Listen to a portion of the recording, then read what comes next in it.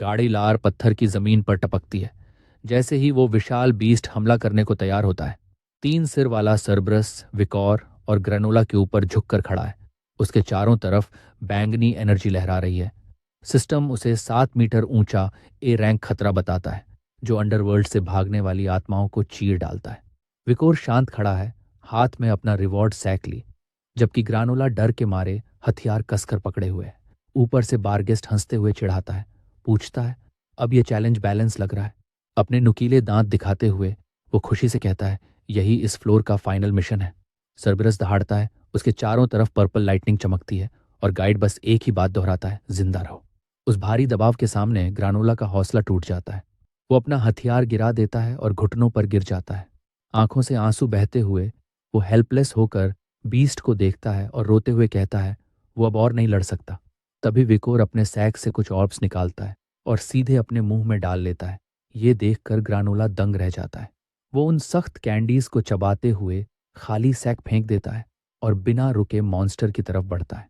यहां तक कि बारगेस्ट भी चौंक जाता है। एक कर्स्ड लड़का जिसकी ताकत दब चुकी है, वो इतने कॉन्फिडेंस से इलीट मॉन्स्टर के सामने खड़ा है। विकोर निगलते हुए कैजुअली कहता है, इन कैंडीज का टेस्ट अब भी बेकार है। उसे याद आता है, पहले कई लोग इन्हें खा भी नहीं पाते थे। लेकिन अब उसके शरीर से लाल ऑरा भड़क उठता है जैसे ही उसके स्टैट्स बढ़ते हैं। वो मानता है उसकी हालत अभी कमजोर है और इस मॉन्स्टर से लड़ने के लिए उसे ये बूस्ट चाहिए। फिर वो अपनी रेड ऑरा ब्लेड बील्ज़ेबब सोर्ड बुलाता है। सिस्टम विंडो उसका अपडेटेड स्टेटस दिखाता है। लेवल 1 होने के बावजूद स्ट्रेंथ, एजिलिटी और स्टैमिना खतरनाक लेवल पर पहुंच चुके हैं। वो बॉस फाइट के लिए तैयार है। विकोर पहला वार करता है। उसकी ब्लेड आग की तरह चमकती है और वो स्लैश सरबिरस के काले शरीर से टकराता है। चिंगारियां चारों तरफ उड़ती हैं, लेकिन बीस्ट बिना डरे बिजली जैसी स्पीड से उस पर टूट पड़ता है। विकोर अपनी ब्लेड से उसके बाइट को रोकता है और उसके भारी पंजे के वार को झेलते हुए खुद को संभालता है। दूर खड़ा ग्रानोला बस जड़ बनकर देख रहा है। यहां तक कि बारगेस्ट भी खामोश हो जाता है। एक लेवल एक स्टूडेंट अंडरवर्ल्ड बीस्ट से टक्कर ले रहा है। सरबिरस अपना पंजा उठाता है, उसमें बैंगनी एनर्जी जमा होने लगती है। विकोर तुरंत रिएक्ट करता है, मुश्किल से उस वार से बचता है। उसके नुकीले पंजे हवा को चीर देते हैं। मौका मिलते ही विकोर एक जोरदार किक मारता है, सीधे उसके बीच वाले जबड़े पर। उस वार से उसका सिर झटका खाता है। सरबिरस गुस्से में पागल हो उठता है। उसके दांतों के बीच बिजली चमकने लगती है। तभी विकोर को एहसास होता है उसने गलती कर दी। उसने बीस्ट की स्पीड और ताकत को कम आंका। अगला वार करने से पहले ही सरबिरस पलटवार करता है और विकोर को उछालकर दूर फेंक देता है। धूल छंटती है और विकर मलबे के बीच खड़ा नजर आता है। उसके सीने और पेट पर गहरा घाव है। यूनिफॉर्म खून से भीग चुका है। वो जोर से खांसता है और उसके मुंह से खून निकलता है। अब दर्द साफ महसूस हो रहा है। विकोर मॉन्स्टर को घूरता है। उसकी आंखों में जिद जल रही है। उसे समझ आता है ये क्रिएचर अलग है। अपनी पिछली जिंदगी से तुलना करते हुए वो एक डरावनी सच्चाई समझता है। वो पहले सरबिरस से लड़ चुका है, लेकिन ये अब इसकी गहराई से आया है। इसकी ताकत और खतरनाकपन कहीं ज्यादा है। खुद को संभालते हुए विकोर एक चाल चलता है। वो धूल उड़ाता है ताकि बीस्ट का फोकस टूटे और उसी पल ऊपर की तरफ वार करता है। उसकी ब्लेड सीधा उसके जबड़े को चीर देती है और उसकी खोपड़ी को पार करते हुए निकल जाती है। बीस्ट चौंक जाता है। विकोर ब्लेड घुमाकर डैमेज और बढ़ाता है।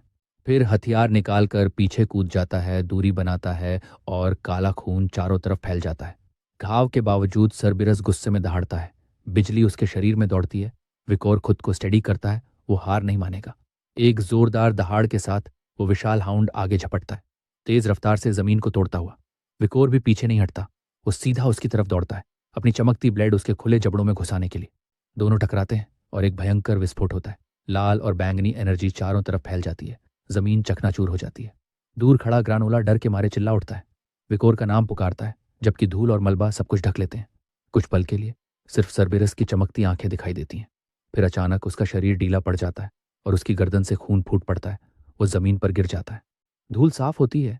ग्रानोला और बारगोस्ट खामोश खड़े हैं। जमीन पर खून का बड़ा तालाब फैल चुका है। विकोर जीतकर खड़ा है। उसे पता है ऐसा ट्रायल उसे रोक नहीं सकता। सिस्टम उसके इस कारनामे को रिकॉग्नाइज करता है, अनाउंस करता है।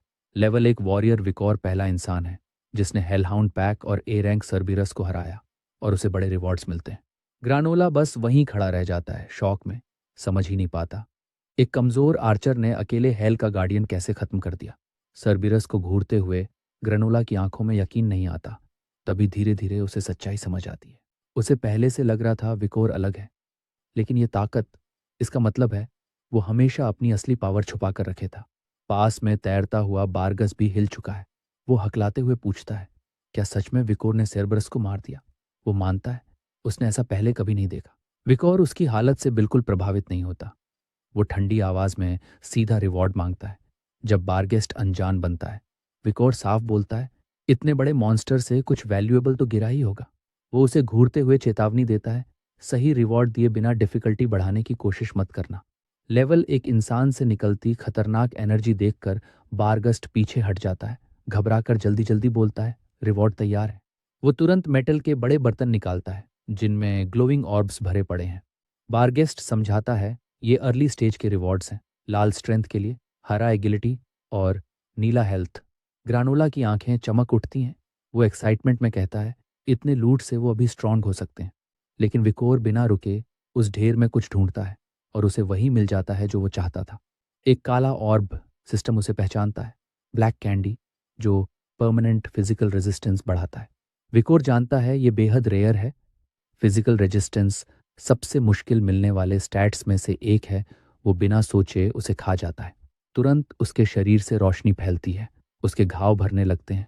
सिस्टम अनाउंस करता है, फिजिकल रेजिस्टेंस अनलॉक हो गया, अब उसे पैसिव डैमेज रिडक्शन मिलेगा। उसकी स्टेटस विंडो सामने आती है, लेवल 1, पुराना टाइटल और नया हेल्स डॉग ब्रीडर टाइटल। अब उसके पास 2 हिडन एट्रीब्यूट्स और बाकी हैं। विकोर हल्की मुस्कान देता है, ये रेयर एट्रीब्यूट मिलना बड़ी किस्मत की बात है, क्योंकि असल दुनिया में इसे पाना बेहद मुश्किल होता। अब ये अपने आप बढ़ेगा। तभी ग्रानोला हिचकते हुए पूछता है, क्या विकोर कुछ कैंडी शेयर कर सकता है, क्योंकि उसने भी मदद की थी। इससे पहले कि विकोर कुछ बोले, बारगस उत्साह में कैंडी शॉप की बात छेड़ देता है। एक ग्लोइंग शॉप इंटरफेस सामने आ जाता है। फेरी बताता है, यहाँ कैंडीज खरीदी और बेची जा सकती हैं।